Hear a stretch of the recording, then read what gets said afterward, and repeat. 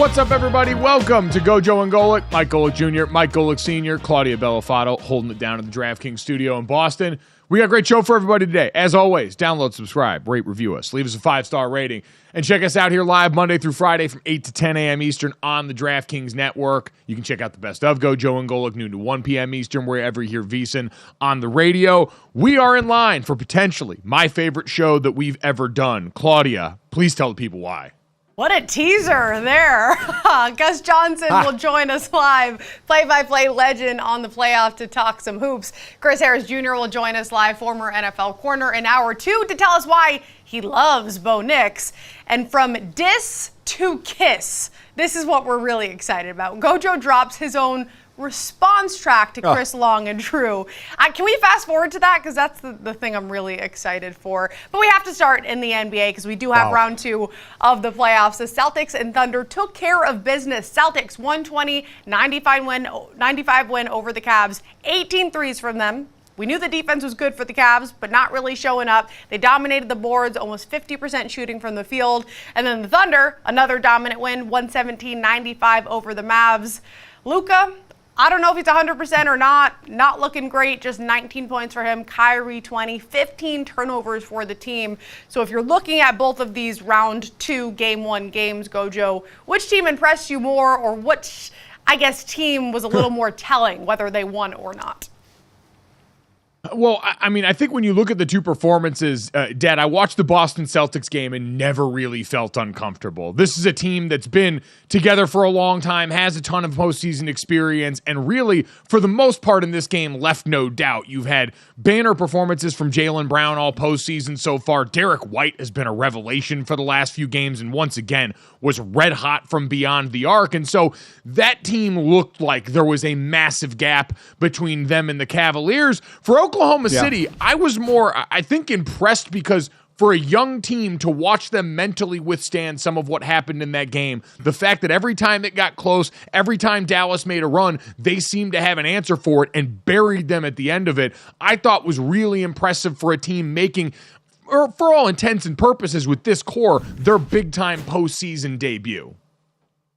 Yeah, I was sitting there like a fan for a while, like Russell Crowe from Gladiators. Are you not entertained? And no, unfortunately, I wasn't very entertained. You had a 25-point win and a 22-point win, double-digit leads at halftime, where it was still within range, but then the winning team just kind of pulled away, even though it was still not out of reach in the start of both the 4 quarters. It was getting there, and then it ended up getting there. But I agree with you. You know, you look at a young team, and when they might, like the Houston Texans last year, we didn't really expect that out of them. For Oklahoma City, we knew they were a playoff team, but do we expect them to be the number 1 seed? You know, coming off with the reigning champs, the Denver Nuggets, you know, right there in your conference as well. You know, normally you look at a young team like Orlando. They came in as like the 5th seed. And, hey, can you pull a surprise, you know, as this young team starts to grow? But this young team in Oklahoma City is like there already. They do get the number 1 seed. They hold off Denver and Minnesota for that top spot. So I love the way they're playing right now. you look at, as Claudia mentioned about the shots from Luka. Luka is not 100%. It's one of those things where, again, when you're nicked a little bit and you go on the court, you can't use the injury as an excuse. You just can't. Some say it's not an excuse, it's a reason. And he did it, by the way, when asked about this after the game, did not make that an excuse.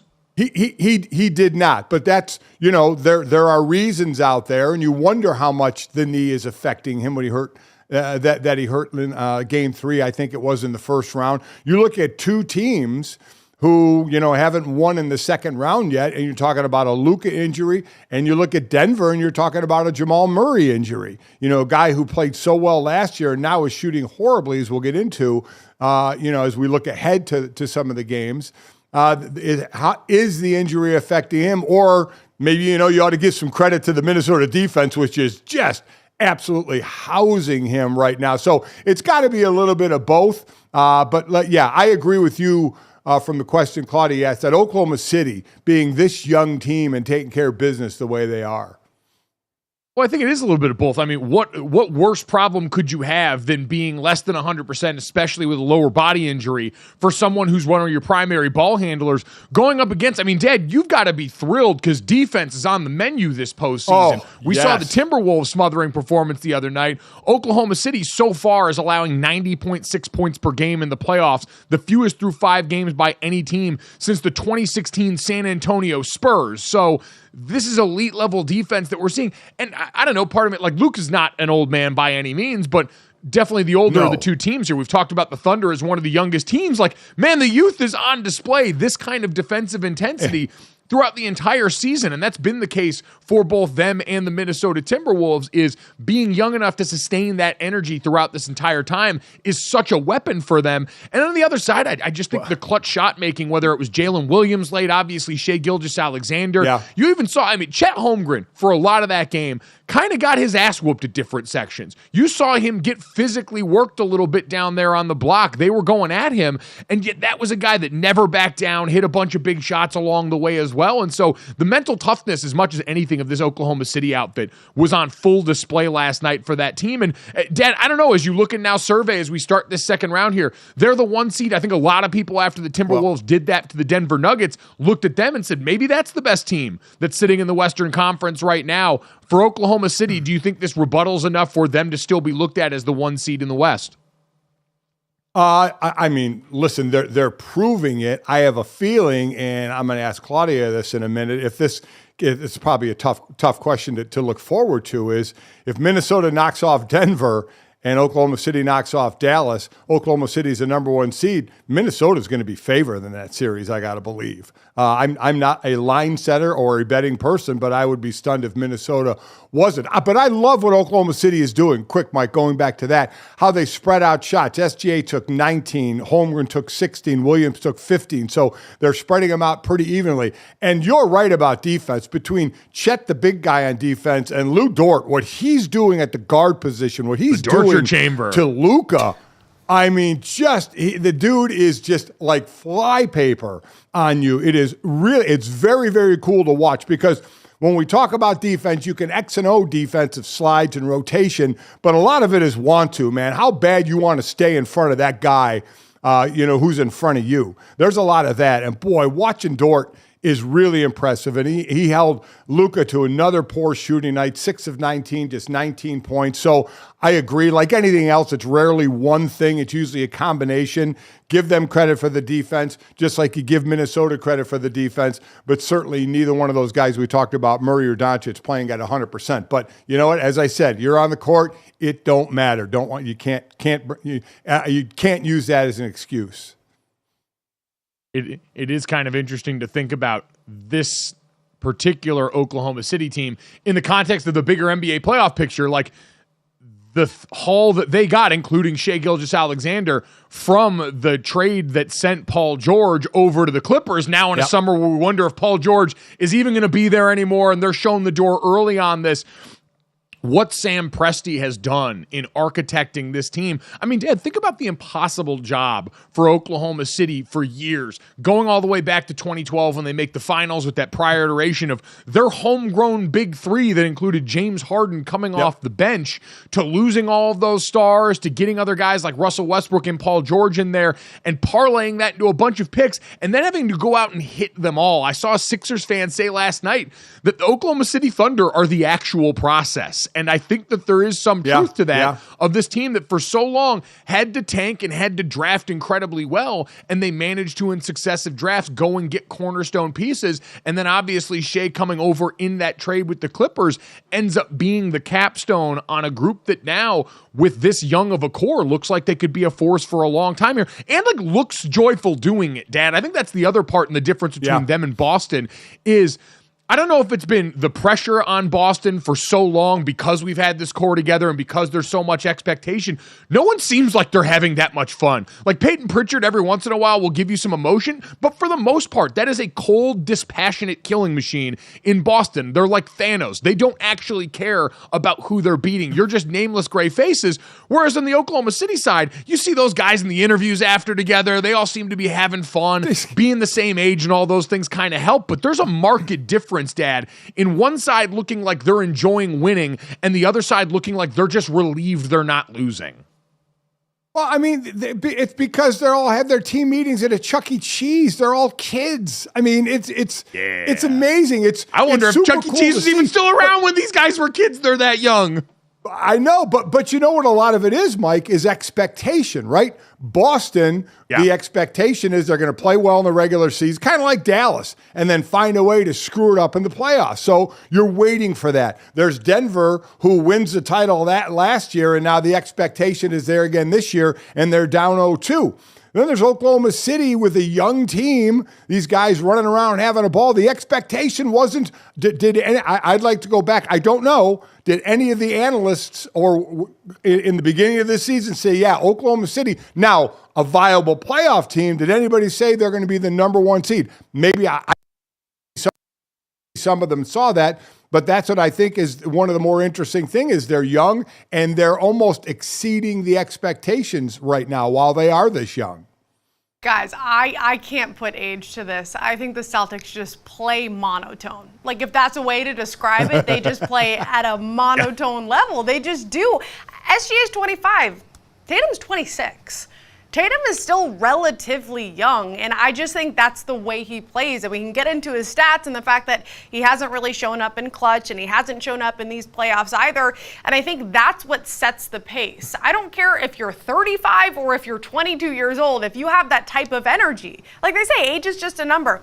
If you're playing young and acting young in a way where you have that energy, then it doesn't matter. So I think age is just a number when it comes to Tatum. I think he's been a big issue, and Boston fans out there don't hate on me, but we're making comparisons with Anthony Edwards and SGA, and Tatum was supposed to be in the MVP conversation, but why didn't he stick through that? It's because he doesn't show up. Right now, playoff career low from the field and from the three. He's third in points in the postseason behind Derek White and Jaylen Brown. He is leading in rebounds and assists, so maybe changing his game up a little bit, but finished only 18 points, 7 of 19 shooting last night, 0 for 5 from the three, which you can't do. He was asked about what it's like to win, even when he's not playing his best offensively. Here's what he said. Really just what I've been saying all year. We got a really talented team, shows the depth of our team, and you know how we can win games in a lot of different ways. Like I said, plays monotone, sounds monotone. It's just what this team is. So going back to the age thing, Gojo, I don't really think I understand age has some sort of play here, but I wouldn't give, the Celtics all that. I don't want to call it credit, but discredit just because of the age. No, I think it's a good point. It's a good reminder. The reason we've always been so high on the Celtics team is their core came together so much ahead of schedule that it feels like they've been around for so long. But you're right, Jason Tatum is young and still probably coming into the prime of his career. I mean, most of these guys, it tends to be that 27, 28, 29 range when we get their best basketball. And so that's still ahead of him. But Claudia, you hit on it. This is I think for the most part, in terms of perception, this is a personality thing. Like, I think if Jason Tatum stepped to the mic and addressed it the way Anthony Edwards does, we'd excuse this away and say, hey, the Celtics are a deep team. This guy's a leader who knows how to delegate. But instead, when you combine this with the very damning clutch time numbers that we've been over, Tom Habistro has come on this show, and the numbers are what the numbers are for Jason Tatum when it gets down to business in the fourth quarter. There's no running from that. But I think so much of the rest of this is the fact that you don't get a ton of emotion. You don't get a ton of that alpha dog stuff that you're getting right now in other places. Comparison is the thief of joy this postseason. And because of what Jalen Brunson and Anthony Edwards are doing, Dad, there are a lot of people feeling less joyful when they don't have those guys on their team. Understandable. But listen, I'm one of those guys. Tatum's not changing. He's not going to all of a sudden flip to this, big dog guy who's going to give these incredible pressers. But the bottom line is, if he were producing on the court, nobody would care. Nobody would care. They would probably actually joke about it and say, oh, the monotone guy, but boy, oh boy, he's a killer on the court. He gets it done, but he's not right now. He's not getting it done the way people want to see him get it done. They have the talent to spread it around and win these series, but the question's going to be, can you win the bigger game in the Eastern Conference Finals if you get there against, the Pacers or the Knicks? Will Kristaps Porzingis be ready to go after this round? So I am not one that cares about how you act or what your emotion is, because if you produce on the court, on the field, on the ice, it doesn't matter. It does not matter one bit. And right now, he is not getting it done that way. And Mike, we've gone over this before about, man, if you don't take that shot. LeBron heard that the first time he passed off on a game-winning shot. But LeBron's clutch numbers when he shoots have been really good. He just didn't do it as much as Kobe or Michael because he passed and looked for a different shot. And if it worked, great. If it didn't, he got ripped. So Jason Tatum is not the player LeBron James is, but he's kind of, as far, as all time, but he's a guy that's going to look for the play and say, I have other guys to pass the ball to. I guess I'll break it down this way, and something that started at the beginning of time and won't change as long as sports are going on. Winning is the best deodorant. If you win, it solves everything. Well, but in this case, it's not. Like, they're having these conversations about Jason Tatum while they're winning. I think that's the unique part of this, is the Boston Celtics plucked the wings off the Cavaliers last night. And Claudia, it sounds like in Boston, this is the conversation that's being had by people out there. Where, Dad, for them, the other part of this, too, is if you win long enough at a certain level, what happens? People get tired of it. They're like, all right, why haven't you won the championship yet? Why haven't you won the MVP yet? This Boston core has been really good for a long time, and so that's when the nitpicking tends to start. We lived through this at the end of Brian Kelly's tenure at Notre Dame. You're winning double-digit games every year. It's the best stretch of Notre Dame football in my adult lifetime, really in my entire lifetime, the best consistent stretch of football, and it became, well, why aren't you winning the playoff? Why aren't you winning a national championship? All these things that pop up once your threshold gets to a certain point. I think that's why Boston fans now can sit here even after wins, even in the midst of another season where they were the most dominant team in the NBA, statistically, record-wise, and there's still people that are going to wake up on sports talk radio and look at Jason Tatum and go, why aren't you those guys? That's fine. I mean, that's fans. So fans think that way. So what? So what? If I'm a player, I don't care. We're winning right now. So get back to me when it's a tight game, they're in a tight game, and Jason Tatum comes up small. We've seen at times that happen, just like we talk about with Harden and it not happening. But if I'm a player, I don't care if that's on sports talk radio in Boston, which I'm sure it is right now they're winning. And that's all that matters. That is all that matters at the professional level. So yeah, I just don't care what's going on with the fans and with the radio on the shows and what they're saying. Like you said, Senior, though, I think it is a conversation because of the clutch time numbers and because of these postseason numbers. Okay. And on top of that, he's going into the post conference saying that he doesn't want the ball in the stretch time because he doesn't want to take over the game and that they have a deep team, which they do. That's the reason they were so successful during the regular season. But if you want to be that MVP, if you want to be one of the best players in the league, act like it and play like it. You want to be on the championship team. I mean, that other stuff can come along with it. Are you, as a Boston Celtic fan, Claudia, if they hit a game-winning shot in Game 7 against the Knicks to go on to the finals, and it's Jason Tatum driving for the win, and he kicks the ball out, and somebody else makes it, and you win, are you going to come in the next day and rip Jason Tatum for not taking the shot? Senior, I didn't go on sports radio and say this. I'm just saying this is the narrative. I don't care. Yeah. I just want to win. No. But I think if people want to keep putting him in the MVP conversation, you can't. I don't think he takes over the game like other players. I agree with that. Yeah. Well, I agree with that. And the thing about all of this is, Dad, the way they've been doing it has not worked. Like the Miami Heat have been the capper on them, and they're not even good by most people's normal estimations. And so I think that's the frustration is it's come up short. The way they've been handling business has come up short. And the other part of it that will always be sort of just wild to me in terms of this conversation happening at all about Jason Tatum is he's supposed to be one of the Kobe guys. Like, him and Devin Booker made this whole thing about being the Kobe guys, and I never understand the Kobe guys being the ones that say they don't want the ball into the game. That's the entire Kobe system, is Mamba mentality. I want to be the guy with the ball at the end of the game. That's the weird part to me. Mm-hmm. I'm just not ripping anybody while they're winning. You know what? If they start losing and not looking good and it's same old, then I have no problem going back to that conversation. But keep winning, keep moving on, and however you have to. I'll take it. Speaking of winners, coming up next, Rudy Gobert puts himself in some rarefied air with another Defensive Player of the Year win. Does he deserve it? Next.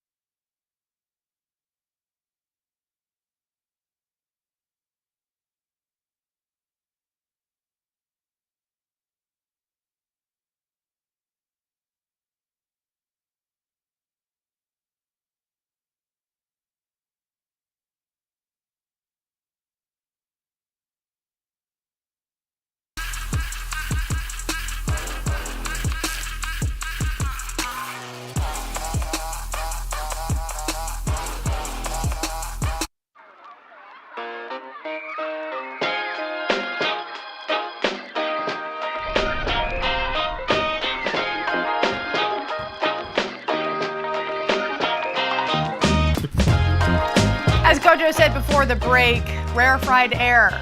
Rarefied. I messed it up. Damn. This is why I can't do the diss tracks. Rarefied air. Rudy Gobert, fourth Defensive Player of the Year. Rudy Gobert won his fourth. Yes, he did. 2018, 2019, 2021 with the Utah. And now this year he joins Hall of Fame centers Dikembe Mutombo, Ben Wallace as the only four-time winners. And as you can see, Victor Wembanyama, second place votes, and then you had Bam there third, which we can have the conversation. Should Victor have gotten more votes? I mean, he's a rookie. He has a lot of time to win this award, and I'm sure he will win several. But, Senior, off air, you said, can we put Gobert in the conversation now as one of the best? I think you can probably answer that yourself now, right? I mean, it's a fair question, right, Mike, to start to ask. 4-time Defensive Player of the Year, only 3 to do it. The other 2 are believer in the Hall of Fame. So that's what you start to do. You start to compare to things like that. And certainly not an offensive threat by any stretch of the imagination. Remembered mostly for, a lot of times, obviously a great defensive player, but then if I remember correctly, he's the one, rubbing all the mics during, before COVID got going, right? And ticking everybody off. I don't think he's that well liked overall. Yeah, Rudy Gobert gave us COVID. Come on, not him, Super but just spreader. That act. It just, you know what? I've never thought of him that way, Mike. And a lot of times with like a Hall of Fame play, you just say the name and you're like, oh yeah, Hall of Famer. Or, well, no, I don't think so. Or, could be. I never even put those 2 together, Hall of Fame and Rudy Gobert. But, this has to give him some credibility toward it. That's for sure. It does.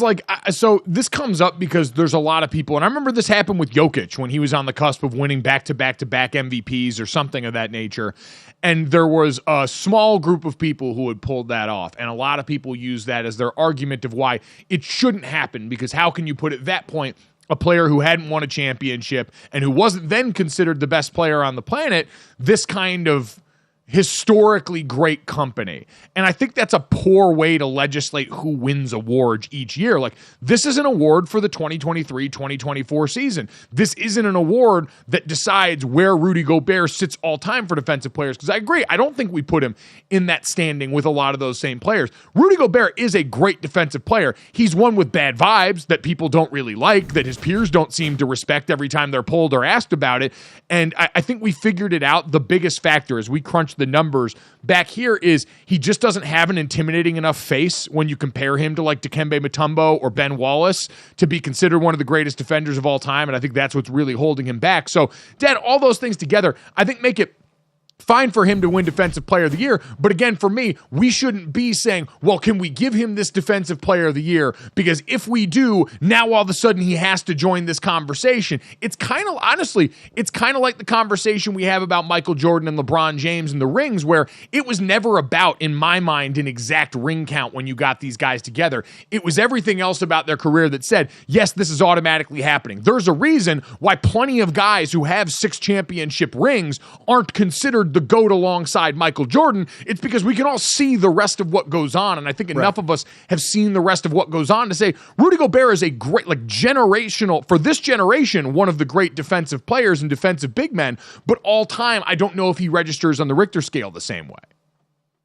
Yeah, listen, I agree. It's just matters what the point of entry is for the Hall of Fame. I believe, I'm looking at Ben Wallace, a guy who we just tied, his stats. And if you want to say, obviously the game has changed, but he's scored way more than Ben Wallace did. As far as if I'm looking at points per game and rebounds per game, I think he's better than both of them. So at some point you have to put that into play, right? I mean, he's not a name I just associate with some of the great defenders of all time, but you don't have to do that for this conversation. You have to put him in with other guys who played like him who are in the Hall of Fame. So do we consider Ben Wallace and Dikembe Mutombo 2 of the greatest defenders of all time? And where do you rank them? And then where do you put Rudy with them, since that's who his name is mentioned with right now?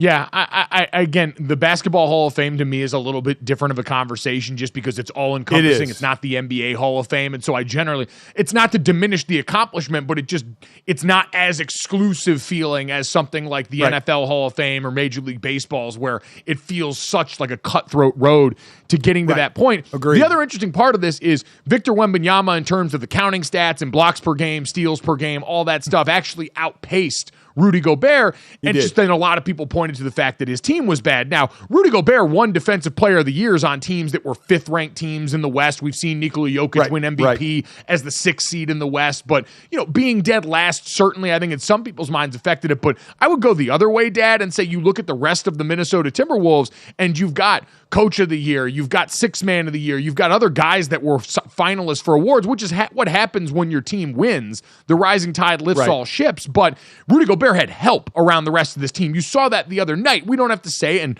our producer Bailey, who is a diehard Timberwolves fan, protested the minute one of us fixed our lips to say that the Timberwolves looked better defensively without Rudy Gobert on the floor when he was missing for the birth of his child. We won't go that far, but we will say the team was able to go out there and function incredibly well without him. And with the San Antonio Spurs, you take Vic away, and they're even worse than they already were for the majority of this season. And Victor Wembanyama at least has the right attitude about it, Dad. He gave the quote to Bleacher Report earlier this year. He said, I know Rudy Gobert has a very good chance of winning it this year, meaning Defensive Player of the Year, and it would be deserved. Let him win it now, because after that, it's no longer his term. Like, I have a feeling he's right about that one, and maybe it's Rudy fatigue or anything else, but what Victor offers us as a player is going to be too enticing to pass up from here on out. Yeah, congrats to Rudy 4 times. It's incredibly deserved, a tip of the cap, but I'm with you. I look at Wembanyama and say he was second there, Rookie of the Year, and just the possibilities of what he can do, and hopefully at a quicker pace that San Antonio can build some pieces around him. In the meantime, outside of this news, so congratulations to Rudy Gobert. Claudia, we had some news pertaining to that series actually on the other side. Jamal Murray, surprise for a lot of people, not suspended coming off that throw of the hot pack onto the floor.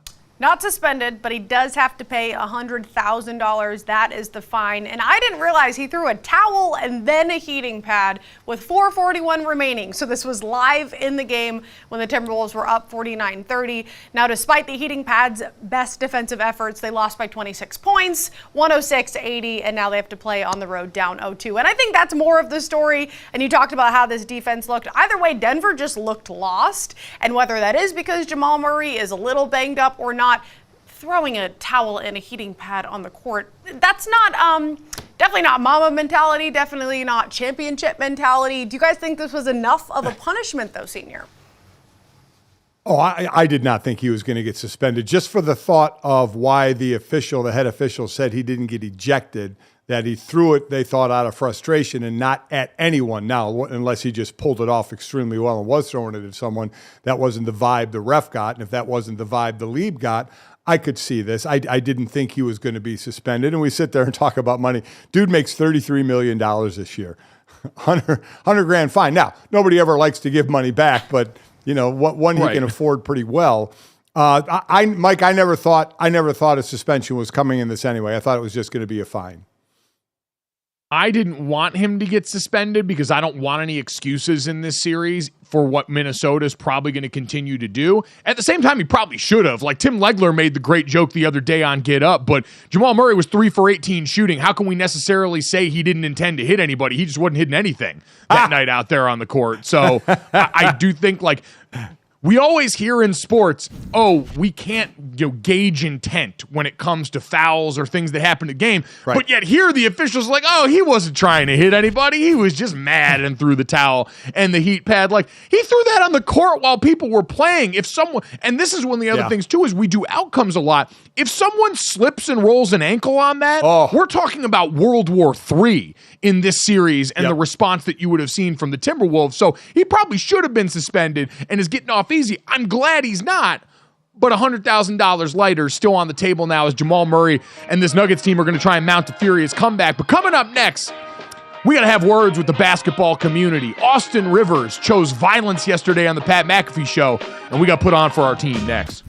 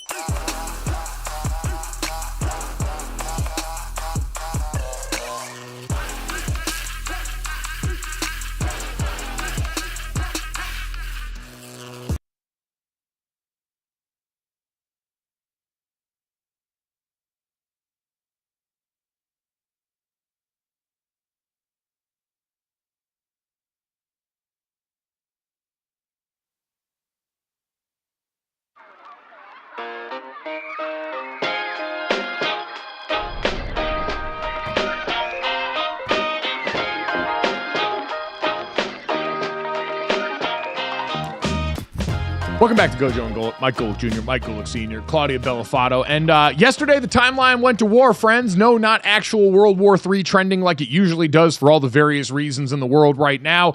Instead, this is good old-fashioned war between sports. Austin Rivers, former NBA player, joined the Pat McAfee show yesterday.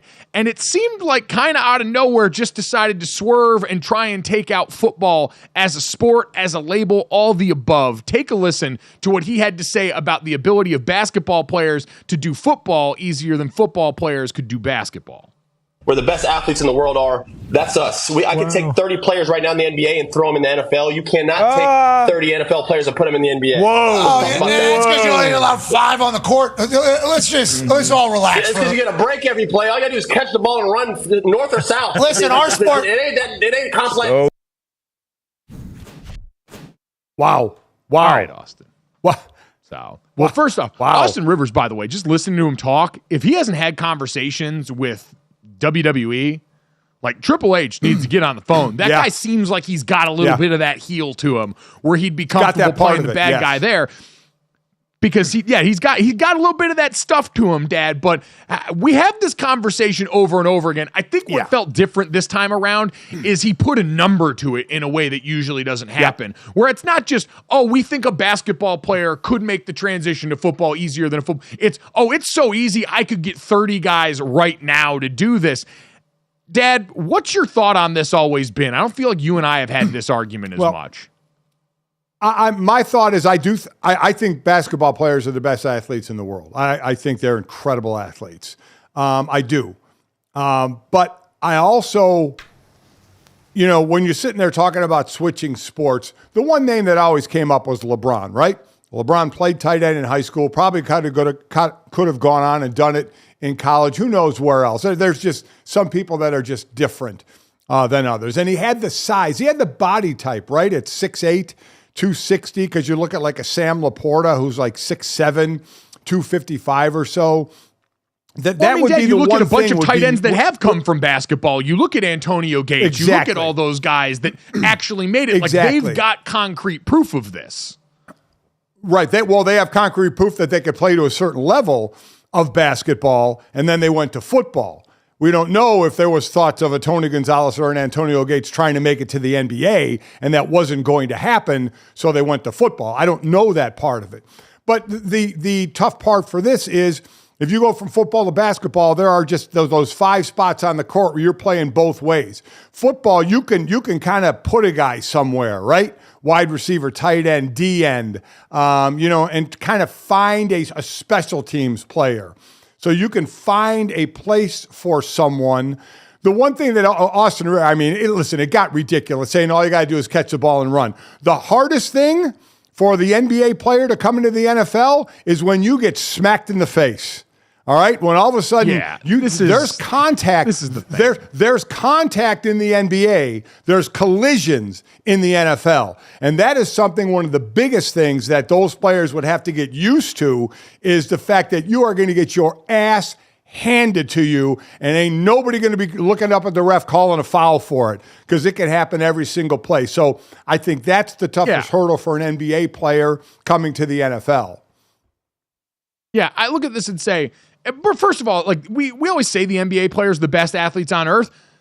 The guys in the NFL fields are insane athletes. I've seen some of the sickest stuff I've ever seen in my entire life on those fields. I'm not saying just because I say one is a good athlete doesn't mean I'm saying the others aren't. They're great. No, I understand that, but athletes. I think that's a collection of the best athletes on planet Earth. And I think athletically, a football player would have a lot easier time making the jump to go playing basketball than a basketball player would have the jump making the physical jump. The jump of what you just described, the collision jump to the NFL, because that's what almost all those guys to a man have said is, yeah, you guys are insane playing football. It's a little bit different where you're not driving the lane worried about, am I going to get hit? It's, are you going over the middle and worrying about your brain? Like having to negotiate with your body on the line, chips down like that is a little bit of a different factor. And for most of these guys, if you got hit the way Micah Parsons unloaded on that sumo wrestler the other day, they'd fold like a lawn chair. That's just the reality of the situation. I agree. I agree that of going to both sides, the toughest transition would be the basketball players taking hits, without question. But if you start looking at skill sets, put the NFL player on the basketball court, and now it's like, okay, they wouldn't get hit as hard as they were on the football field, but could they actually do something? Could they actually be more than the 10th guy, 11th guy, 12th guy on a bench? Where you're going in, I would imagine the hardest transition from NFL to NBA would be shooting, right? Would be the fact that they haven't been shooting in God knows how long. Now the skill of shooting a shot. Basketball is an incredibly skilled sport, full stop. Like what you've got to do between dribbling, shooting, and all those things, it's incredibly learned over reps over time. So I don't discount that portion of it all. And you're right, football, it's a math problem, right? Is you can create more defined roles. You can be a red zone threat. You can be someone that exists as a pass rush specialist. You've got so many more of those things because with more parts, you can have more siloed behaviors. Whereas in basketball, even the guys that are defensive specialists got to go down and be able to afford them something on offense. That being said, and Andrew Hawkins pointed this out the other day, let's not also act like it's impossible to reverse polarity on this. I mean, Pat Spencer was a college lacrosse star and is on the Golden State Warriors bench and has gotten garbage time minutes right now. Yes. The guy played 4 years of lacrosse at Loyola and then won at Northwestern, was not by any means blowing people away, and now made an NBA roster. So he was a really good athlete from another sport, and he found his way over there. I mean, hell, Jalen Brunson's 6'1", balling out right now, giving these dudes hell on NBA courts, and you're telling me I can't get a physical player to go out there from. And by the way, a lot of these football guys, like, this is what I want to know. How many of the basketball guys that we see make it to the NBA had football offers coming out of high school too? Because I had plenty of teammates in college who had basketball offers coming out of high school, and you can keep doing that. They would go and run 5-on-5 with like our women's team or with guys from the men's team over at the court. Once you leave high school football, even if you played that far, you don't get to play that anymore. So these guys are, at least most of them who like basketball, continuing to work on the skill set. I do think you could transition both ways, but I'll go back to two Hall of Fame football players. Did they try to make it to the NBA, and did they think they couldn't, in Antonio Gates and Tony Gonzalez? Yet they went to football and they became two of the greatest of all time. So again, while I think they both could make transitions, a lot of it's going to be is, okay, but then how good could you be doing it? Because there's NFL players that can play in the NBA, but again, how good could you be? Where would you be in the rotation? I'll tell you this right now, you give me first pick, and I don't know all the basketball players who had played football when they were growing up, but just looking at bodies right now, you give me one guy, I'm going to put him in the backfield, and I'm going to put him on special teams. Donovan Mitchell, the Cavaliers, 6'3", 215. Dude's got the football shoulders going. He's someone I would put on my team and find a spot for him. Oh, if you're looking for like guys there, like I saw Chris Long named a bunch of these, but Josh Hart would be a ton of fun to see there. Prime Russell Westbrook as a running back or as like a box safety. Hell, even Anthony Edwards. Like, there are guys that are good enough athletes on both sides and in that range, because I had a lot of people trying to tell me, oh, these NBA big men, I would just have them set the edge or play offensive line. Like, buddy, if you're over 6'10", you're going to have a dude's hands in your chest so quickly pushing you into the quarterback's lap. Football is a leverage game overall. That's the biggest differentiator when you talked about those guys that played football, Dad, is if you're not baseline tall enough at a lot of positions in basketball outside of the guard spots, you're kind of screwed. Let me tell you, and we've joked a lot about this over the years. We've been doing shows together. I talk about O-linemen being the least athletic on the field. There is not an NBA player that could make a transition there. They just don't have the body type to be on the O-line. That skill set to be an O-line, especially a tackle, it's just not happening. We kept talking about the kid from North Carolina State, DJ Burns, at 6'8" or 6'9", and like whatever he was, 280 or more, and a transition of which he's not making to offensive line. How difficult that would. I think that would be one of the more difficult things for someone outside of football to come into football and say you're an old lineman, except if you play Australian rules football like Mailata, left tackle for the Eagles. He's made it look pretty damn easy. Yeah. And at the end of the day, respect to all these guys. They're some of the biggest freaks of nature in the world, and that right there perfectly underscores it. We're going to try and lead with love coming up next. There's been a lot of animosity here. We're going to throttle it back and start to hand out some love next.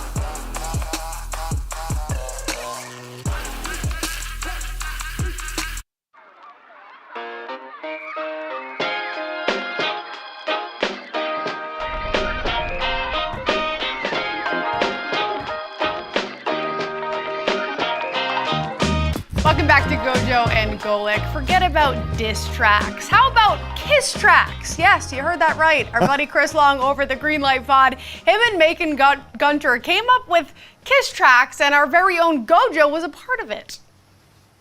GoJo, the Apollo Anton, oh no, of hot takes. Pump the brakes, not him. He is him. GoJo, bad guy? Heck no. Good guy? Y'all already know. Hello, GoJo. GoJo. Hello. he just that's it. That's it. Yeah. I like Mike Golic Jr. a It's lot. a hot 16. Then. Yeah. Okay. GoJo, response?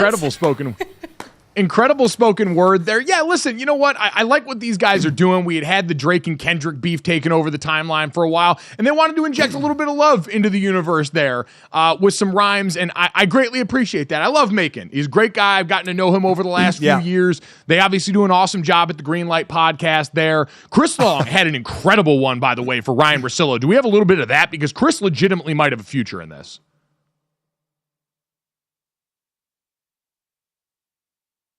Ryan Russillo, rough like a Brillo, but people who know him say soft as a pillow. He uncles with love. The child care is glorious. Like Bo with a glove, we deserve to see more of it. Stood tall like Jokic when the key card was broken. Timeline hit like Kermit Washington. He's Rudy, passed out, sloppy, drunk. There was no forced entry. Cops were stunned. Game plan Tony Bennett not to run. Feet said he took the charge. It was no fun. Season like that Sixers guard off a Heat run. Lowry's. Wow. Lowry's. I can say, Chris is sort of good at this. So I thought that was as a kindness back to them. I if you guys will allow me the indulgence here, I wrote one for Macon and I wrote a couple of other ones for some of our friends in sports media that I wanted to try out here in the spirit of paying it forward with these kiss tracks here. So Macon, this one's for Macon over at the Greenlight podcast here. Macon Gunter. I just learned his last name. You probably know him from Greenlight Pod fame. Realtor by day, but when he steps to the mic, he's the guy with the takes you can't help but like. Sneaky tall like Steph Curry, auctioneer extraordinaire, paces Zach Brown, no hurry, and a great head of hair. Started in the DMs like an IG flyout. First time potting together, it felt like a tryout. UVA strong, he's a fan to the max. Now we're texting buddies, always talking some lax. There was that one time we bet on the game between Virginia and Notre Dame. The Who's couldn't be stopped, and after that dub, we agreed that I'd join their monogram club. Now my mailbox is full like making schedule for showings with reminders to donate and support UVA rowing. Wow. Wow. Senior, did you know he had it like that? No. That was actually, you rhymed very well. For background on that, Macon and I did bet on the UVA Notre Dame lacrosse game a year ago. I lost and had to donate to their monogram club, and now I receive paper mail from them all the freaking time. More than Notre Dame's monogram club, quite honestly, which is ridiculous and the best bet ever. So you guys liked that one. That was pretty good, right? That worked all right? That was great. I'm not going to lie. I was ready to be cringeworthy, and it was very good. Good. All right, well, here we go. I did one for Jason Fitz, friend of the program here, also musical background. So I'm counting on Jason doing the rebuttal here. And I figure he's been on this show and around this show enough. He's earned this one, and I'm trying to be nice. Again, the goal is to be nice in all of these. So here we go for Jason Fitz.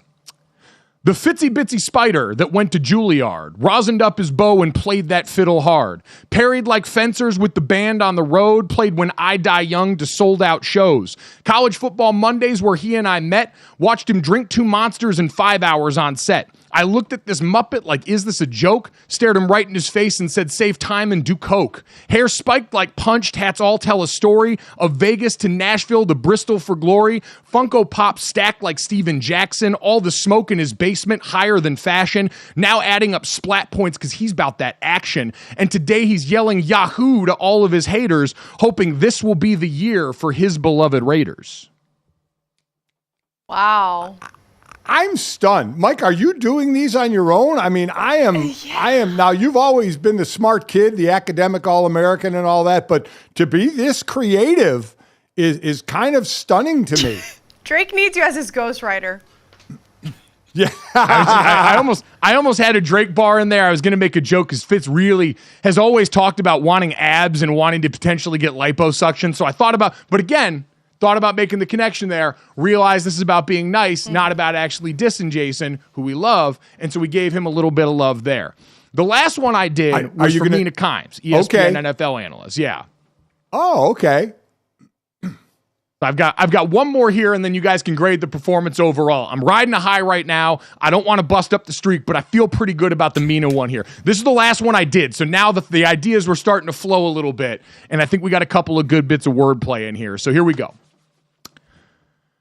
The Mina Kimes show featuring Lenny. Like upgrading to first class, it's worth every penny. She put down the pen not because she lacks, but to pick up the mic like running backs. Morning roast like Folgers to around the horn until an NFL Live star was born. Now trolls and haters throwing her dumb shade have success rates lower than goal line fades. She's the most imitated, Emmy-nominated, Times crossword accommodated mom to a grande baby. She rips Etch-a-Sketch in watercolors, receiving wholesome tweets sent from her mother.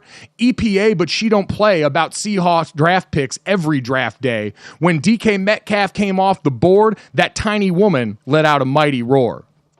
She yelled at me on draft day when DK Metcalf got picked. It was very sad. I remember that. I'm Mike, I'm stunned. I can do nothing but give you an A. I am absolutely amazed at how good that all is. All you need is somebody to drop a beat behind it, a little bit. I think that's what's got to happen, is we need a beat behind that to make it more professional-like. Is this one of your proudest moments of your son, Senior? I am. Sadly low bar. It was. Let me put it this way.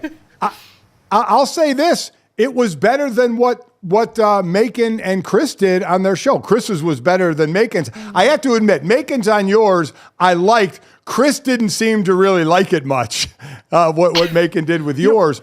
But between what Macon did and what Chris's was better, but I think yours were better than both of theirs. Mm-hmm. I'm really impressed. We really just do need the beat. And I think Brandon, our social media team, just needs to get a beat behind it and new track released. Well, I was going to say, agree. The thing I thought of when Macon was talking was this probably all skews a little bit more spoken word poetry than it does actual rap battle, which is probably good because this is supposed to be kindness, and so maybe that's the better medium for it. But I think, Mike, if you do this again and we put a beat behind it, you would be able to get the words to the beat. I think you have the ability to do that. I would love to see what that sounds like. That would be very cool. That was a great job. Listen, I'd love to rip you for it, but I can't. I sure as hell couldn't do it. Not even close, unless somebody did it for me. So that's really impressive. Senior, I feel like you should try. try. You know what? Now? No. Oh, man. No. Okay. Write a kiss track for mom. Do it. Give her that for Mother's Day this weekend. Yes. You have to now. Because she's watching, probably. And I was going to say she is watching. I just saw that now. She is. She's going to want me to do something. So everybody can laugh at me then. Yeah. No, we won't laugh at you. Oh, yes, you will. Oh, Claudia, who you kidding? You'd laugh at me. You absolutely would. No, I wouldn't. I love your mom. Mike, I love your mom. Isn't that enough? Do I need to create a song to say that? There you go. And you said it on a public platform, too, which counts. But now you don't even have to get her a card this weekend here. So that's great. You've just covered all your bases. I'll just stick to the cake. Yeah. That is true. Not a bad way to go about this. So our Crack Social team will clip those off. Make sure that they get put in front of the appropriate parties here. And then I'll be curious to see, especially I'm counting on Jason Fitz big time on this one. He is literally someone with songwriting credentials. Like he is someone who has been a songwriter in Nashville when he was playing for the band Perry. And so I have a feeling he's going to be able to come with some heat. Hell, he wrote the track for a Cheez-It ad that we did years ago. So he did. I trust his pen as much as anything else. Mina Kimes was a former writer. I mean, for God's sake. I mean, not former. I guess she could still do it now. So all of that is currently on the table. They got a long way to beat you, Mike. I tell you what, you are way out in first place here. Everybody's got a lot of work to catch up to you. It's a very proud father moment right now. Aw, this is so Thank you, Dad. Coming up next, though, someone who I think could spit a few bars themselves, Gus Johnson, the legend himself, next on GoJo.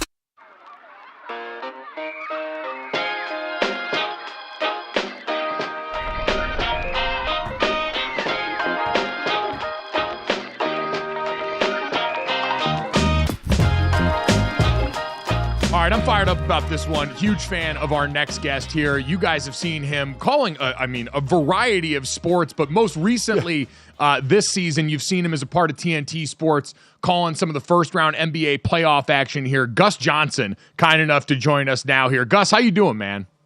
I'm doing great, guys. Doing great. Thank you for having me on your show. It's going to be a great basketball season. It's turned out to be a great playoff season, so it's nice to be a part of that, and nice to just be here, kicking it with you guys, talking about my favorite thing, and that's sports. Yeah, lot to talk about with you, especially the number of sports you call. I'm always amazed by play-by-play guys. As Mike and I are analysts, just football, all the different things you do is amazing. We'll get to that. But one of the things we've been talking about, Gus, in the NBA, going through these playoffs and watching the Jalen Brunsons do that, the Anthony Edwards, SGA over in Oklahoma City, some of the young players that are kind of taking over the game, not only taking it over, but their teams have legit chances to win championships, as we are seeing a changing of the guard, it would seem, in the NBA at this point. Isn't it wonderful? I think it's just so healthy for the league. And for so long, we've had players like LeBron and Steph and KD, James Harden, that have led the way. They've gotten older. And now you see these young guys. I mean, this Anthony Edwards he's such a breath of fresh air. He is so wonderful. He is just cut out of Mount Olympus in terms of great athletes and good looking kid, beautiful smile, great personality, and just a killer on the court. And Jalen Brunson, who I covered in college when he was at Villanova, just to see what he's done, coming in as a second-round pick and leaving Dallas and coming to New York and becoming the consciousness of an entire organization. And he's about 6'5", 6'1" tops. So I think, SGA down in Oklahoma City, I'm really looking forward to seeing them in the second round because they got a great young team and he's a sensational player. I think the future of the NBA is very bright. And then you combine it with the great international players. I mean, Doncic and Jokic and Giannis and Embiid, even though Embiid is now going to be playing for the United States national team. So many great, it's just wonderful to see these stories of these people now coming from all over the world and how they've changed the game. It's not a grinded out game anymore, 3 yards in a cloud of dust. Now it's, precision and high skill levels. A guy like Victor Wembanyama is 7 foot, who knows, and is handling the ball in space like a guard. I mean, he's an avatar, rookie of the year. I love the NBA. I think the NBA is in a great place and look forward to seeing how these playoffs develop. Yeah, Gus, how does that energy compare? I mean, so many people, I think like me, have watched you calling games in college basketball, watch you call college football every fall, and now being around the pro game, especially at this juncture here, how does being in the arena for something like that compare to some of the other sports you've called? Well, I was the voice of the New York Knicks for, 14 years, voice of the Minnesota Timberwolves for 3 years, voice of the Milwaukee Bucks. No, voice of the Milwaukee Bucks for 3 years, voice of the Minnesota Timberwolves for a year. So I've always been a part of the NBA, just not as more on a regional side. But I think that the energy in the pro game, it's a different kind of energy in the college game. The college game, it has youthful energy. But the pro game, you're watching the best players in the world, and these fans that watch these teams year in and year out for generations and generations. They know the game, they know the organization, they know the league, and it's in the pros rather, in the arena, there's more of a ferocity. It's almost like Bloods and Crips sometimes. You look at that game. The Knicks fans went down to Philly and they just took over in terms of attendance and making their presence felt. And it was very tribal. So that's what I see when I watch. That's the difference to me when I watch the college and the pros in terms of the energy and obviously the talent of the pros. They're the best players in the world. We talked about the changing of the guard, but also the building of a team like in Minnesota. the Pacers, the Knicks, the Oklahoma City Thunder, teams that are doing very well now. Are we also seeing a shift, Gus, in away from the manufacturing of super teams, Durant going someplace or LeBron when he went to Miami and then to LA? Are we moving past that and going back to kind of seeing built from the ground up teams here and there? Obviously there's trades and moves that are still made, but a little different than the building of the super team? Well, Mike Sr., I think you're absolutely right. Absolutely right. I despise the building of the super teams. I really despise that because in the 80s, when I really watched basketball, Isaiah had his team, Jordan had his team, Elijah Wan had his team, Barkley had his team, and Magic had his team, even though he was with Kareem and Worthy and Byron Scott and places like that. But Larry Bird had his team with Kevin McHale and the Chief and Danny Ainge and stuff. But I love the fact that we are getting away from super teams. And you see the team like the Knicks. The Knicks are not a super team. But first of all, you guys see I'm wearing my logo over there. I went out and bought my hat. Where is my hat? Do you see my hat? And I also got my. There you go. Can you see it? Can you see it? I'm so happy. I'm Came so ready. happy. I did the game one. I did game one of their playoff series with Philly. Did some games for the Knicks during the regular season as well. But thank goodness these super teams are going away. I mean, look at the Knicks. I love Jalen Brunson and what he's done, and it's kind of his team right now. And we're not worried about adding a bunch of different superstars that could destroy the chemistry of this particular squad. So I love to see what they're doing. You got one major player, Anthony Edwards. He's got great supporting cast on there with Karl Anthony Towns and Rudy Gobert. But it's Anthony Edwards. And here in New York, it's Jalen Brunson. And in Oklahoma City, it's SGA. So I think that's awesome. And I think we're going to see teams building with, one star or two stars on the squad. And I think that's healthy for the NBA. It does kind of have that feel of the old school basketball you described, where guys are enjoying more of that homegrown environment around them. You've mentioned Anthony Edwards a couple of times. I'm curious then how you feel about all the Jordan comparisons that he's getting. I know he's tried to shrug it off himself, but when you watch that player after seeing Michael Jordan's career, how much of that do you think is actually appropriate? You got a better jumper at this point. I'm just saying. Because I know that's something he worked on, and I know that's something that Michael didn't have to do during his era. Yeah, I love the Jordan comparisons. We need an African-American superstar in the NBA to help carry the torch. We need an American-born player. We got a lot of great international cats. As I mentioned, Jokic and Wembanyama and Embiid and Doncic and Giannis. SGA, I think he's Canadian. So it's good to see a superstar that's an American kid that comes from here, from Georgia, was a football player. I love the Jordan comparisons because Jordan is the GOAT. Let me say it again. Jordan is the GOAT. And Jordan doesn't have to say he's the GOAT because everybody knows who the GOAT is. 6 championships. That's all I have to say. MVPs, conference, finals MVPs, all that kind of stuff. Michael Jordan. So it's great to see it. And I think from what they tell me, and I called an Anthony Edwards game last year in the playoffs. I think they played Denver too. He didn't have a great game, but he looks every bit of 6'6", same height as Jordan. So just a handsome, regal, almost, mythical looking player with an incredible kind of explosion. And just a killer mentality. I love what he told Kevin Durant at the end of the series when they beat Phoenix. He said, "Yeah, old man, go home. This league's not for you anymore. I'll see you in the off season. I'll see you Team USA, but you going home." And he said he couldn't wait to get to training camp with the United States Olympic team to give Kevin Durant a hard time. But that's what I remember about basketball. Kids would come out of college and they were not afraid of these pros because they had young legs and they would go at them. to the point where they were like, look, old man, you're not going to stop me from getting this money.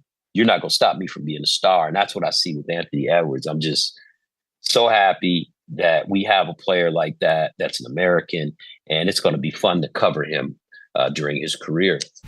Gus, away from basketball, really, and more about you. I'm always amazed. You know, Mike and I are analysts for football games, and it's one sport. It's the main sport we did. We go in the booth year after year for football. You have done basketball, both NBA, WNBA, college basketball, football, Canadian League football, boxing, MMA, and other sports I'm sure I'm missing. For a play-by-play person like yourself, how difficult is that and to go from sport to sport? And in your eyes and in your experience, what's been the most difficult one to try and master as a play-by-play?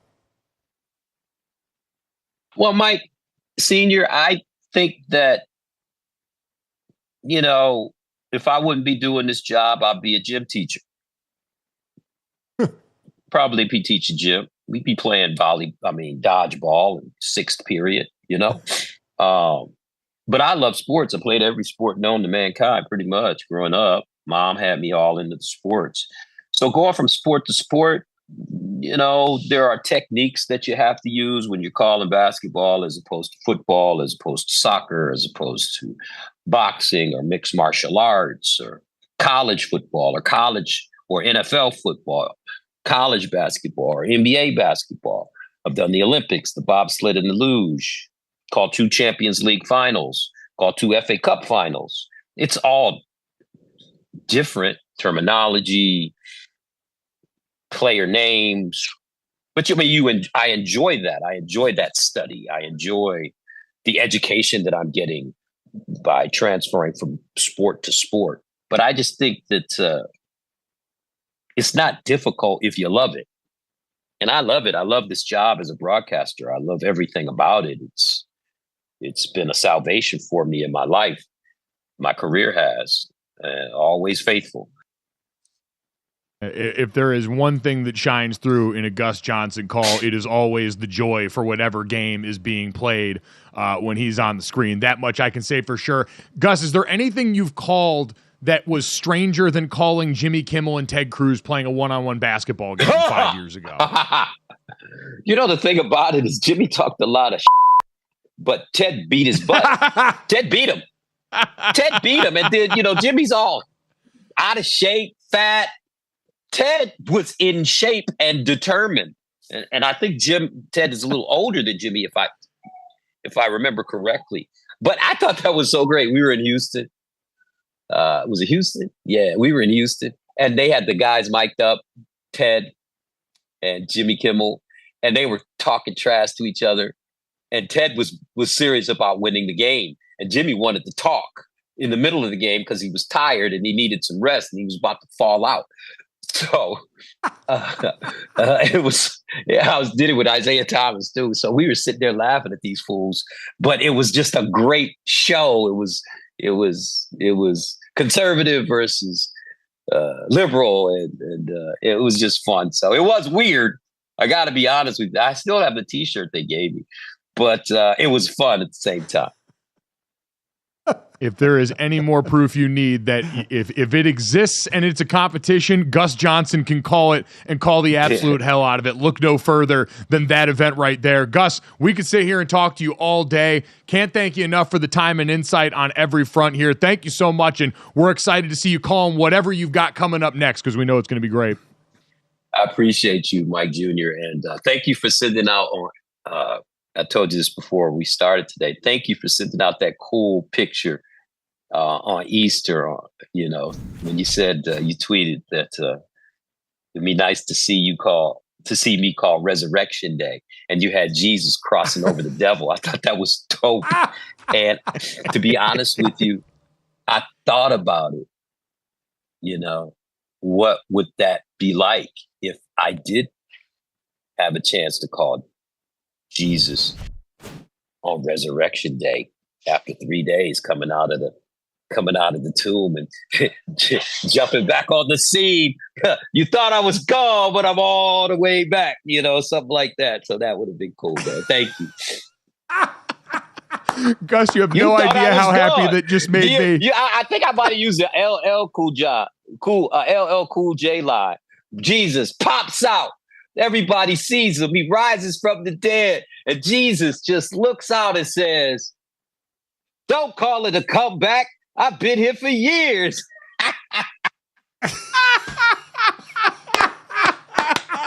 I think that's LL Cool J, yeah, or Run DMC, one or two. Oh, yeah. Jesus just striking the pose. Don't call it a comeback. Son, I've been here for years.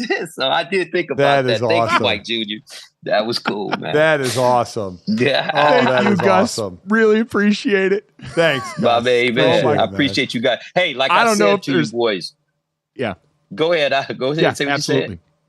What were you going to say? I was just say I don't think there's ever been a better end to an interview than the Gus Johnson call of the resurrection. But no, there absolutely. You go. There you go. Check out that picture, your fans. Tell them to check out that picture because that was a dope picture. I don't know who that artist was, but it was just wonderful. And I saved that on my phone. But like I said to you guys before, I think this is very important for you all to understand that. And I'm sure you probably do, but you know, Mike Jr. having a chance to stay with your dad and hang with your dad and keep getting the wisdom from your dad. I lost my dad in 2009. And there's not a day. I lost my mom in 2014, but there's not a day. And that's my dad right there. Can you see my dad? That's him. Yes. Oh, yeah. Yeah. Absolutely. Right there. Yeah, I was in that picture. I was about 8 or 9 years old. And we had that. 74 was it taken. I was painted. But there's not a day that goes by that I don't miss him. There's not a day that goes by that I just wish he was here, even if he was fussing at me or yelling at me, telling me what I wasn't doing right. And to see you two working together every day, it really warms my heart to know that a father and son are working together and they love each other and they get along with each other. And Mike continues to pass down his knowledge and his wisdom to you. And eventually you'll pass down your knowledge and your wisdom to your children. So well done, guys. Congratulations. Please enjoy this duration. Remember it vividly, Mike Jr., of being with your father, because you're not going to be here forever. And when they leave, they don't come back. You don't get to say hello. You don't get to say hi. You don't get to get a hug, or he doesn't get to give you a hard time. So please enjoy it. No, Thanks, absolutely. Gus. Definitely Appreciate will, it Gus. very much. Absolutely. Definitely don't take it for granted. That's for sure. Yeah. And always man. give him some money. Mike Jr., Yes. you're making money. Yes. Always give him some money. And don't make him have to ask for it. Always, once or twice a week, you slip him a $20 bill. Here, Dad, that's for you. Just hold that for me, okay? That's for you. Put it in his pocket. Right? There's got to be something There in we there for go. him. There we go. All this stuff he done for you, giving you his DNA, going to Notre Dame and all that kind of stuff, getting you on TV, on the radio, podcast, whatever this is called. Make sure you take care of your pops. Right, Mike Sr.? You got it. You got it, Gus. That's great advice to give to that kid. Hope he listens. My bad. All right. Thanks, Gus. My bad. All right, guys. Talk Thank to you you for down the having me. line, I dude. appreciate you. Thanks, Gus. You got it now. Appreciate it. Bye-bye. Thanks. I can tell you this, Dad. He didn't know how much longer your money is than mine, so that weekly allowance probably isn't coming through. But I will pay whatever God I need to and give thanks to for the fact that we got Gus Johnson to call the resurrection. Never in my wildest dreams did I think he'd see that tweet, and never in my wildest dreams did I think it would lead us to that moment in sports history. That was something. I mean, that would be one of the great calls of all time, right? And he started laying it out. Yeah, it was pretty cool when you tweeted that out on Easter, and we were talking about that, you know, a bunch. It was, and then for him to go into it, which isn't shocking that he would give it a go. No, I was. It's one of those moments where anytime someone says, "I saw what you tweeted about me," and you hold your breath, because you never know. Yeah. The volume shooter. Who knows what I could have said there? And the fact that Gus Johnson happened to see that particular tweet and was so moved by the Spirit. You can't ask for anything more. Just like you can't ask for anything more about this series between the Pacers and Knicks. Unless, of course, it's the boogeyman showing up for Game 2 next.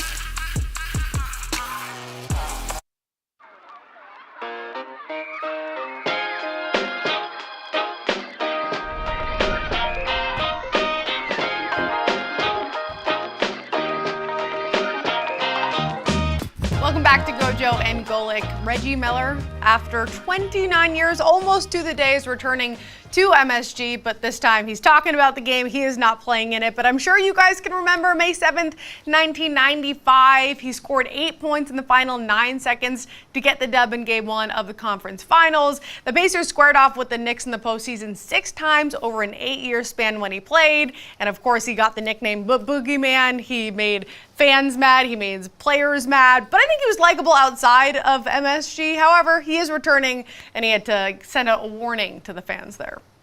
Like, will you get booed on Wednesday night? I will be surprised during the game if I don't hear Reggie sucks. I'll be a little hurt if I don't hear Reggie sucks. I get it, New Yorkers. The way they took over Philadelphia and how they acted, I get it. But just know the boogeyman is coming back to town to call a game.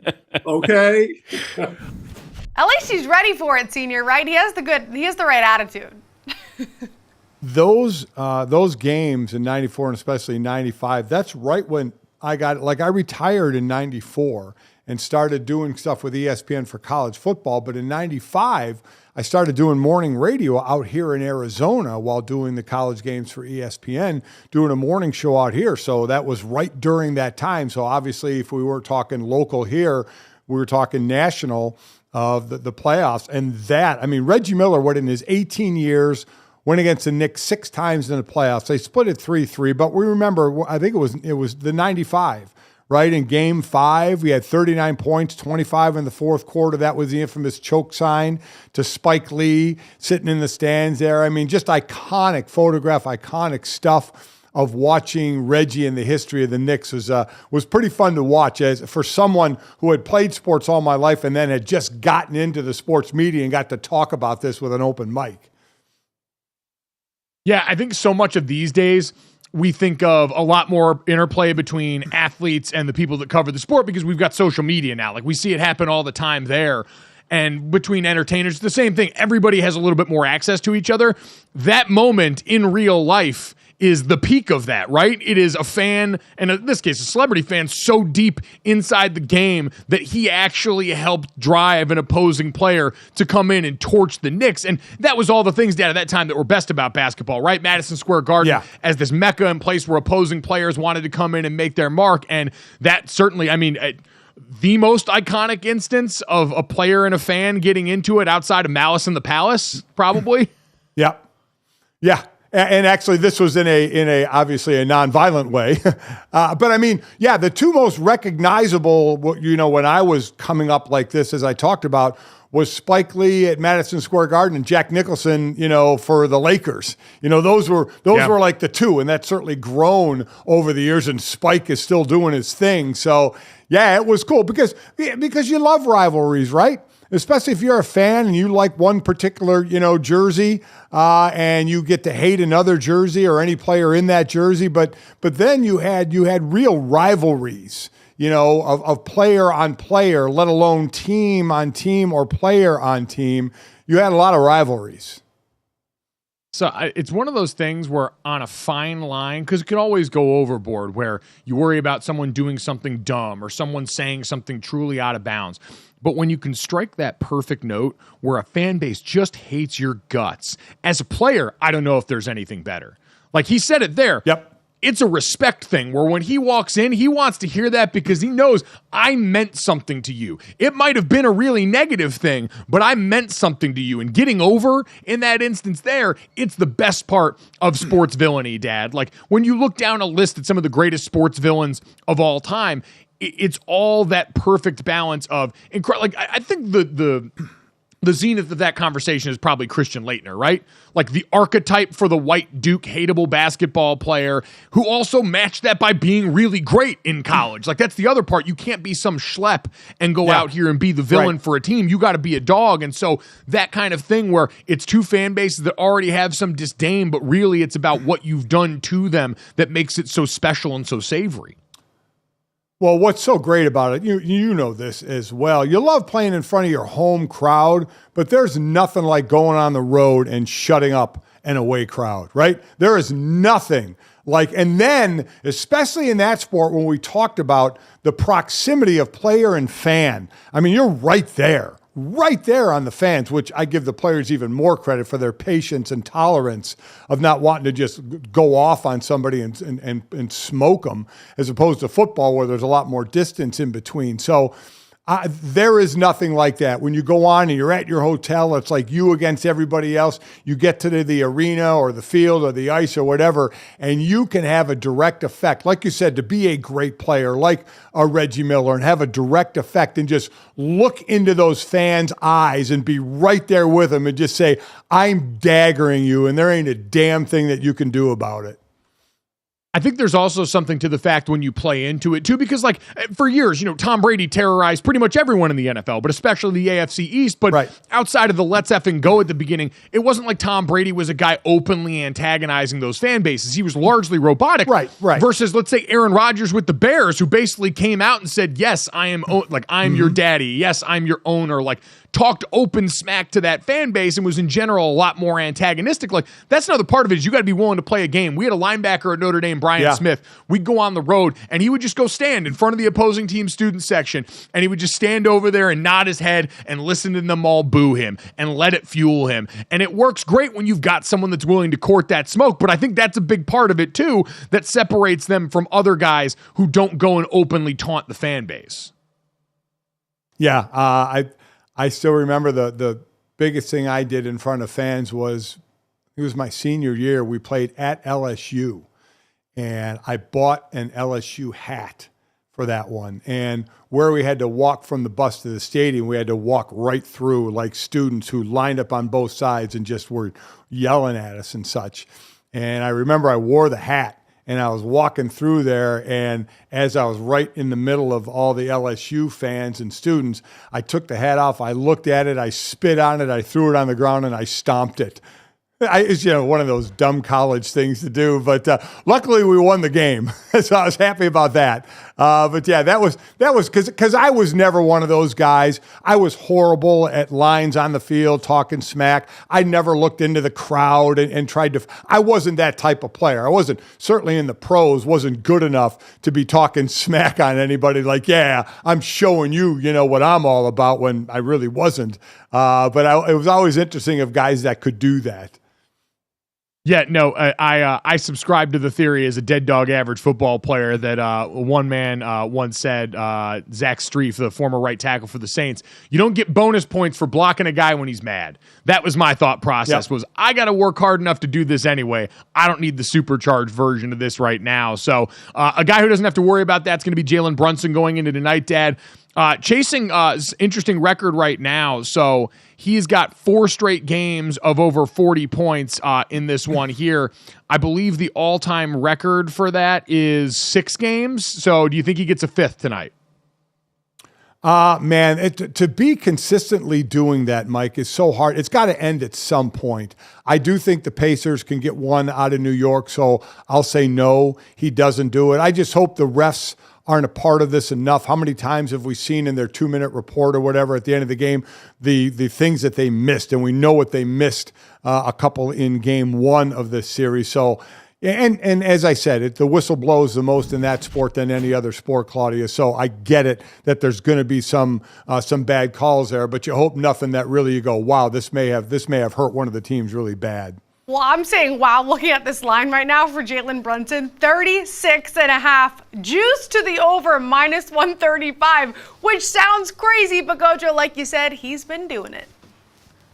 And he's going to have to keep doing it. The record is 6 by Jerry West. And obviously Bernard King is who he joined in this territory for in Knicks fame too. But Dad, we mentioned it earlier in the show, Mitchell Robinson going to be out now 6 to 8 weeks. So yet another hit to the limited depth of this New York Knicks team. And so Jalen Brunson kind of has no choice right now. It's their backs against the wall continually. If the Pacers are going to steal one, it's going to be tonight. I think with that in mind, with them coming off a very stressful game 1, a taxing game 1, this is when Indiana's got to strike, but we'll see if Jalen Brunson has something to say about that.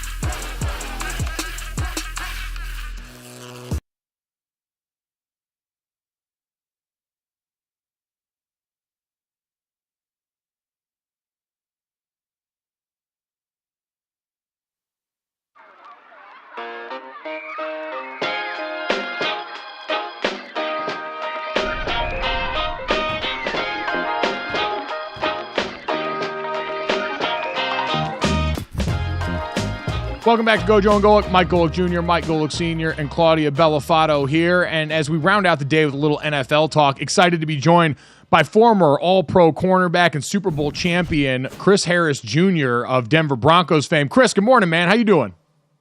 Doing great, man. Just sent the girls off to school, man. I'm ready to roll.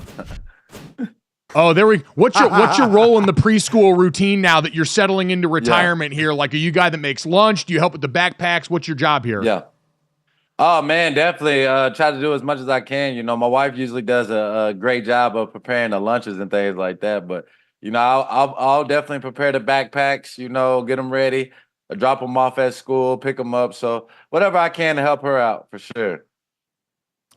So, Chris, you're a guy that comes in the league undrafted in 2011. All you do is play, 12 years, win a Super Bowl, 4-time Pro Bowler, 2-time second-team All-Pro, 1-time first-team All-Pro. Pretty damn impressive for being not drafted out of Kansas. So, kind of, only been out of the league a year, but we heard J.J. Watt, hey, if the Texans call, I may come back. We've heard Tom Brady say, hey, maybe I'll come back. Does that you're still close enough to it? To where is there still a thought process that I could still do this, and B, would I still try and do this? Oh yeah, definitely. In my situation, it wasn't like I wasn't still trying to play. I still feel like I can play and make an impact on somebody's team. Especially at safety. Playing corner and playing nickel. I never got the chance to play safety. I played straight corner. I already had solid, great tackling abilities. Understanding the game of scheme and being able to play all over the field, I thought I could be able to go shut some of these tight ends down. I think I can now. So, I definitely believe I still can go do that. But, sometimes the NFL lets you know, man, that it's time to move on. Yeah. Yes, they do. Like you say, it usually retires everybody else and not the other way around. It's the business that you know very well there. You mentioned that switch to safety, though. How much has that changed that job of safeties around the NFL and in the secondary in general in the last few seasons? We've seen so many people playing more too high, playing back off to stop all these big plays. How much did that change the job for you guys? Yeah. Playing safety now in the league, you got to be able to be versatile. You got to be able to cover guys in the slot. Be able to cover tight ends. Sometimes you might be matched up on receivers. You got to be able to do it all. Play the deep middle, play the deep half, like you're saying, in the two shell coverage, right? And so you got to be very versatile. And I thought that would be an easy transition for me. But now what these guys that they have coming in, they got to be able to cover, be able to play the run, and be able to blitz some too. So you got to be pretty much all-purpose playing safety in today's game. Transition from corner to safety, and now you're looking to make the transition from football to broadcasting. We want to get into that in a minute, but you finished up with the Chargers and then the Saints, but most of your career, everybody knows you with the Denver Broncos. So this is a team that last won the Super Bowl when you were on the team, when Peyton Manning was the quarterback, and they've been looking for a quarterback ever since, been through coaches as well. Where do you think they are now from that standpoint? Yeah. I think we found our guy. I'm hoping that he comes out there and has a solid year. I don't expect him to start fast, right? I don't expect Bo Nix to start fast, coming in with a new offense, new system, especially being a rookie and not really having the continuity with the receivers, right? Most other veteran quarterbacks, like Mahomes, for a sake, he just won a Super Bowl, but he's already out there with his receivers in Texas. They're already on the same page. Right, a guy like Bo Nix is missing those times right now. He's missing the practice time on the field that you would see from the other veterans. So he's already behind a little bit. So I expect him to probably heat up in the mid-season to the end and have a very good second year. What do you like about his game that you think can translate? Because there's a lot of people that wonder with the offense he ran in college and trying to make the jump into Sean Payton's system now, is he capable of that? Yeah. Man, in today's game in the NFL, it's so wide open and spread, right? People don't get mad at Mahomes when he gets 5 to 10 bubbles a game, right? They just see at the end of the game, they just see his stats, right? But that's what the Chiefs do, right? They run a lot of things that Oregon run. I think with Coach Payton, right, we seen that Bo Nix was one of the top accurate quarterbacks in college football last year. So, and being able to throw the football over the middle. And in Sean Payton's system, you have to be able to do that, right? You got to be able to decipher fast. He usually has 2 plays in each call, right? So Bo Nix, I think he's smart enough to be able to process that, put us in the right play, and I think he's a very accurate quarterback. So I'm excited to see what this kid can do. Hey, it's not like, other quarterbacks aren't throwing bubbles, slants, hitches, and swing passes, right? I mean, and then looking at the stats at the end of the game, it's about getting the ball into your receiver's hands and letting them do their thing. I want to take people on the field because I've talked about this, but I was a D lineman. So for me, rule changes didn't really affect a whole lot except not landing on the quarterback anymore. I never really got to the quarterback anyway. Mike was an offensive lineman. You were a cornerback and you got in the league in 2011. So you played through kind of the switch of where the rules really started getting enforced. You guys really started getting handcuffed with how you could cover receivers. Take us on the field and tell us how much more difficult that defensive back position has become over the years. Oh, extremely difficult. When I came in, it was like the end of the illegal contact era, right? And y'all don't understand how much easier it is to cover a guy when you can illegal contact him, right? When you can bump him, kind of slow his momentum a little bit, and they don't call it, right? And that's what the older guys had. They had that advantage, right? And they took that away when I came in the league. So that made it where we had to really learn how to really cover and not really slow down their speed while they're running a 10-yard, out route or anything like that. But usually we could get in the way of them and kind of slow them down with the illegal contact. So they took that away. Also the hitting, right? You have to be these hits that I see are sometimes legal hits. Right, and they're getting flagged because they're illegal hard hits, right? And I think that's the issue. That's something that we got to get some consistency on. And back then, in my era, we could hit, right? I still had Ray Lewis, Dawkins. I still had the OGs when I was playing, for a good 6 years. So we could still hit, but now they're kind of taking that part away.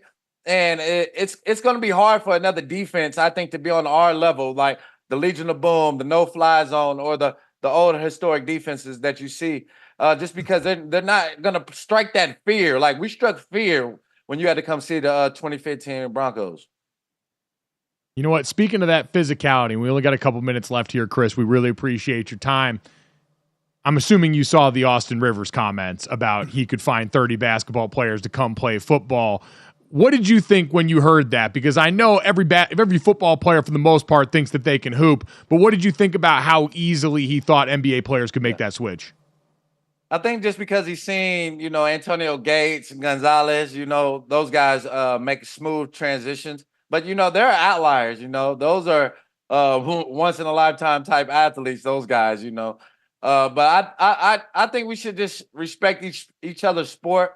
A lot of us, I grew up playing against a lot of these guys in the NBA, like Blake Griffin, I played tons of these guys that are in the NBA, right? AAU basketball. And I'm pretty sure they probably played, I'm not the only one, right? So a lot of us has played 2 sports, played 3 sports, and everybody's athletic can do it. But to be the elite profession, I don't think it's going to be very hard for those guys to come play football. And the same thing with us, going over there to play their sport. So I don't think they would make it through 3 days in training camp, with them pads on in the heat. That's just my opinion. But I just like to respect each other as a profession. I want to see the NBA players after the first day with helmets when all of a sudden that neck's creaking for that first time you put it on after the offseason. You'd have guys tap after that. There's no doubt about it. At Chris Harris Jr. on Twitter is where you can check it out, and I'm sure you're going to see him plenty more across TV screens and in front of microphones near you. Chris, we appreciate the time, man. Thank you so much. Oh, yeah, no problem, man. Thanks for having me. Thanks, Chris. Definitely. Yeah, Dad, I think we underrate that in this conversation overall is just having to put on the extra weight of pads and make it through that. Because that first day of training camp, when you put that helmet back on, is one of the worst days in its own right. Absolutely horrific. And you're right. 3 days in, you may get some guys tapping saying, I didn't sign up for this kind of soreness or hitting. No, exactly. Leave that one for the birds. Coming up next, though, 2 Kavanaughs on the same lacrosse team? Where have I seen this before? Next on GoJo and Golic.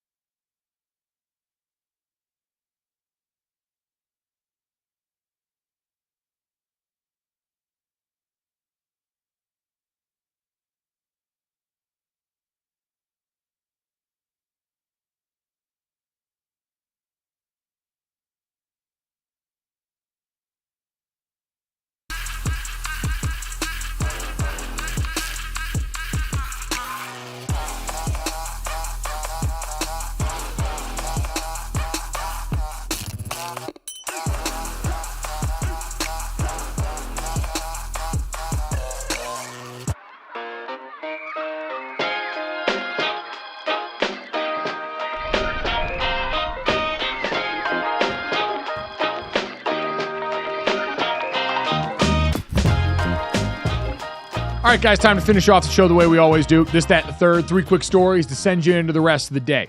Make sure you download, subscribe, rate, review us, leave us a 5-star rating, and check us out here live Monday through Friday from 8 to 10 a.m. Eastern. If you missed that, you can catch the best of GoJo and Golic noon to 1 p.m. Eastern wherever you hear VSiN on the radio. And if you miss any of that there or our great guests live, and our thanks to play-by-play legend Gus Johnson for joining us to call the resurrection, and Chris Harris Jr., Super Bowl champion cornerback, kind enough to give us some time this morning. You can hear them wherever you hear your podcast or right here on YouTube as soon as we get done. Guys, let's get to this. More Notre Dame lacrosse propaganda. Last night, the Premier Lacrosse League college draft went on over on ESPN, and a really cool moment for Notre Dame's Pat Cavanaugh, who obviously won a national championship for the Irish last year on Notre Dame, playing with his younger brother, Chris, and then last night was drafted 5th overall in the Premier Lacrosse League draft, but to go and play with his brother, none other than Matt Cavanaugh with the the Boston Cannons, Those two get to link up there now. Matt Cavanaugh, dad played at Notre Dame, finished up in 2015, was part of an incredible run there, and was probably the greatest player in program history until his younger brother, Pat, came along now. And so the tenacity on the ride for the Boston Cannons, going to be through the roof here, man. But cool moment for the Cavanaugh family to get to see these guys keep linking up. I mean, this family has been incredible. That's why I continue to say, are they the greatest, I guess, most acclaimed family in Notre Dame history? You know, there have been obviously brothers and families before. We're one of them, where I had 2 brothers there and family there. But as far as what they've accomplished and getting the title last year with a couple of Cavanaughs and maybe to back-to-backs and then the rest of the Cavanaughs and what they have done there, it's going to be hard-pressed to find a family that has produced more than this family has. Hopefully they can do the back-to-back this year, but it's impressive. They're fun to watch, and it's just an incredible family to watch play.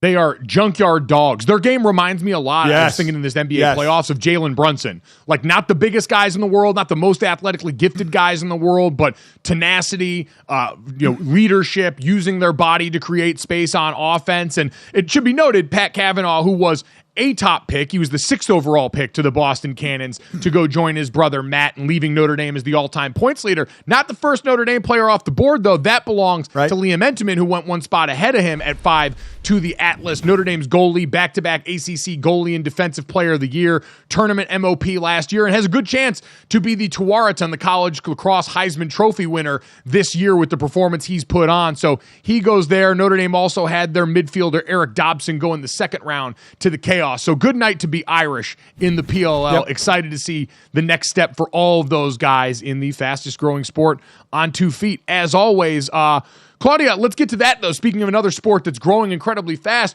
big news out of the WNBA yesterday on a front they had been pushing for a while. Yeah, for years, far beyond the Caitlin Clark era. $50 million they're committing to 2 years to get charters for the women, full-time charter flight service for its teams during the season.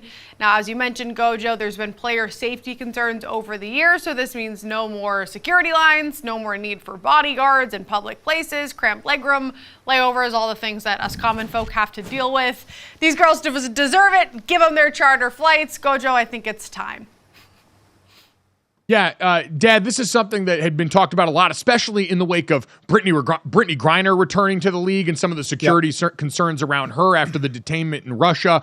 Obviously, the star power of Caitlin Clark, also seeing her walking through the airport, having to have security in there as well. But this is also the league continuing to invest in treating their players like the pros that they are, and I think that goes a long way as well. So a lot of it comes down to how you want to spend your money, right? Because you look at, everybody wants to say, what do they compare to the NBA? I mean, it's not a comparison. The NBA makes $10 billion a year, but the WNBA and how they're growing, Mike, in 2023, their gross revenue was $200 million, which was a 200% increase off 2022. So it had been growing. They get $15 million a year from the NBA to go along with what they make in revenue as well. So it does come down to, how do you decide to spend your money and treat your players? Now, again, I'm sure players would love to see salaries go up even more, and maybe that will be something that obviously they look for to happen in the future. But right now, the league, and I know the players wanted this as well, so you take that expense of $25 million a year and say, okay, this is the next level we're going to. I'm very happy for them because it is just a great way to travel if you're a team for a sport and a league that is really, really growing. I think that a lot, Dad, where these in athletics, you have to negotiate with your body and mind. We've seen the NFL negotiate for less time on the field and give up stuff in negotiation to ensure that's happened to give themselves a better chance long-term. For the W, this is about, and they had already said they were committing to more charter flights for things like back-to-backs that were going to be more common, especially this year with the Olympic break built into the summer. But this is something that overall can alleviate a lot of that stress on the body that comes with travel. We've seen video over the years of WNBA teams stuck in the airport because the commercial flights sometimes have delays and cancellations and things like that. Shout out to Dejanay Carrington for keeping it a buck, though, and saying she is going to miss the fact that her airline status and all the free points that she got from booking these flights was going to affect her Delta Sky miles. That is a woman who understands the travel game at a level that I deeply appreciate right now. But congrats to the women of the W. They are an absolute rocket ship right now, or in this case, a charter flight continuing to soar higher and higher. The third I am very excited for. Claudia, this is your show and your story, so please take it away. Forget about Florida, man. There is a Massachusetts woman, 32 years old, who changed her identity secretly. She lied. She got arrested for this, but she went into a high school, 3 separate high schools, as a 16-year-old. She stayed in one of the schools for 7 months. She played on the girls basketball team. She handed in homework. She hung around after school and hung out with these kids as if she was a 16-year-old. But it doesn't stop there. She was also a state social worker, so she would go to school and then go to work. And it doesn't stop there. She then dropped her age down to 13 and transferred to another school and acted as a 13-year-old. She's 32 years old. So yes, eventually she got caught and now she's facing identity fraud and criminal forgery, but I feel like there should be more charges because what? Like your face is this what I expected, yeah. Well, but like this is the plot of 21 Jump Street more or less, except she's not a cop going here undercover to try and stop a drug ring, but it's the same idea that I guess there's like one picture on the Boston Globe that's kind of cracked and manufactured for a dramatic cover. But like, God love her, she looks young. How is she passing for 13? What teachers are inside the school not asking any questions or raising any red flags? She put braces on. She got fitted for braces. Yeah. And apparently she went into some mental facility and got her fake name into their records. So that's why the school wasn't really asking. I did a deep dive last night in the rabbit hole. It's bizarre. Yeah, changed her name, new identity to Ellie Blake. And when she dropped her age to 13 years old, as you mentioned, had herself fitted for braces. She even managed to con her way into a pair of foster parents. So here's my question: why? I mean, what was she? What was the goal of this? What was she? Claudia, you're the one that dove into this. What was the goal of this? She obviously got caught. What was the whole idea behind this? What was she trying to accomplish? She just wanted to show up the girls, hoops. She wanted to go back and play basketball. I was going to say, what did she average? I need her high school basketball stats. Same. And I need them yesterday right now. I would have been so Because if you weren't pissed. giving these kids buckets out there, you should be ashamed of yourself. It should look like Teen Wolf out there. You should be so damn good at this. It's ridiculous. That's the one thing we need. At GoJo and Golic right now, if you're familiar with this story or you're from the area and you remember seeing her hoop, let us know if she was actually a bucket or not. Because if not, Dad, I'm with you. What an insane, it's already like clearly someone who's not in their right mind who would willingly get themselves fitted for braces as a 32-year-old who does not need them. It's one thing if you're going and taking care of yourself. It's another to do that just for sport. There's a bunch of other weird rabbit holes we could go down with this, but Claudia, this is depraved. I am so proud of you for bringing this to our attention. Thank you. Got you guys. Thank you. Man, well, here goes the rest of my day now. I'll be busy checking out and finding out everything I can about this wild woman. For the rest of you, spend your time downloading, subscribing, rating, and reviewing this podcast, leaving it a 5-star rating and telling us how much you enjoyed it. Thank you so much. We'll talk to you guys tomorrow.